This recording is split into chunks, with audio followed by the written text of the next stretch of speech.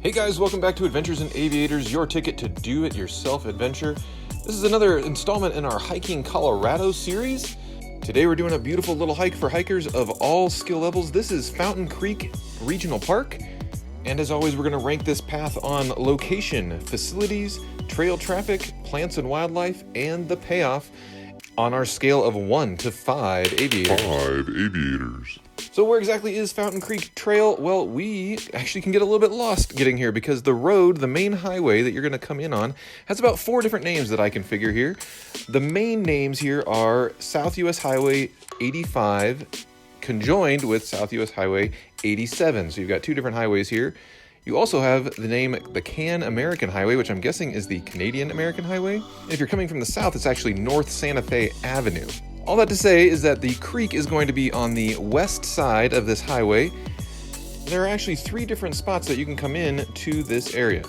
Furthest south, and the one that we are using today, you come in on Duckwood Road, and that's gonna be down by an actual regional park with ball fields and all that stuff. But you're gonna go past those things on Duckwood Road to the parking for the trailhead.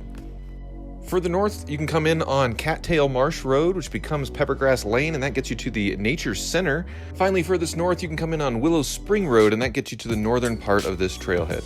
This is actually a system of trails that goes for several miles. I believe it's like 16 miles if you continue north from here.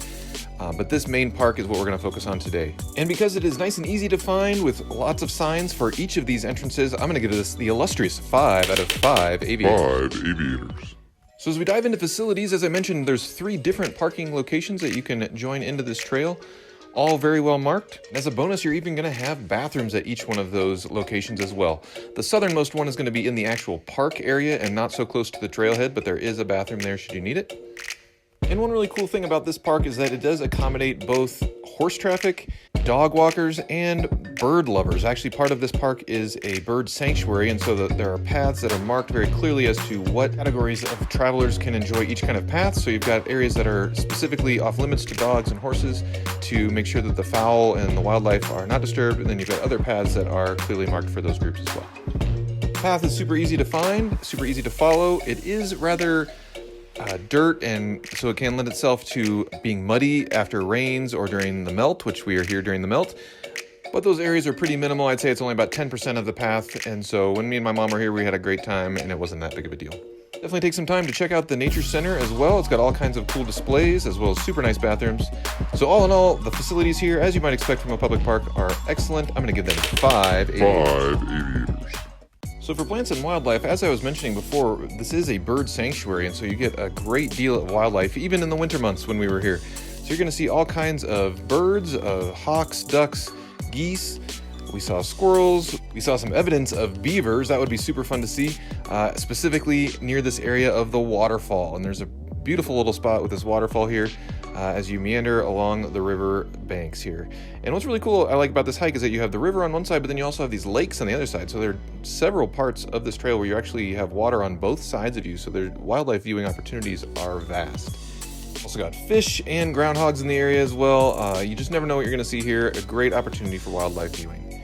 So with that, I'm going to give it 4 out of 5 aviators. For trail traffic, since you do have different types of hikers and people out there with their dogs or horses in this area, you will see more people than some other places, but it's a really, really lovely spot. The paths are nice and big, and so even if you do see lots of people, it doesn't feel particularly crowded.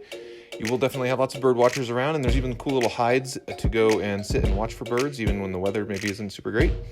Obviously, your winter months are going to be a little less traffic than your summer months, but overall, this is a really nice place, a great place to bring your family. Again, you've got the park over there as well, but you can expect to see more people. I'm going to give this 2 out of 5 aviators.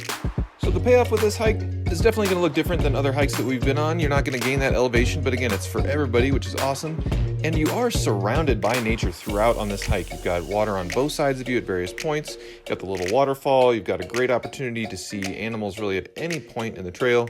It's a really lovely area. My mom and I love coming here. It's a great place to just stretch our legs, and you've got a great view of the mountains the entire time as well, as you're just a little bit further away from the mountains, and you get beautiful views as well. So while you're surrounded by the nature, but it's not exactly some immaculate payoff at one particular point, I'm going to give this 3 out of 5 aviators. If you've explored Fountain Creek Regional Trail and have comments, please put those down below. We definitely want everyone to enjoy this area. It's a really, really pretty spot. I will note that at least during some of the mid-mornings that my mom and I have gone, we do hear, at least early on, some of the cannons at nearby Fort Carson. So they're practicing their artillery, and so that does kind of, disturb the natural experience a little bit. But just be ready for that. It doesn't typically last very long, but that can be a thing as you are close to the fort there. If you have other places that you'd like us to do reviews for, please put those also in the comments below. Don't forget to hit subscribe if you like this kind of content. Leave this place cleaner than when you found it, and we will see you next time.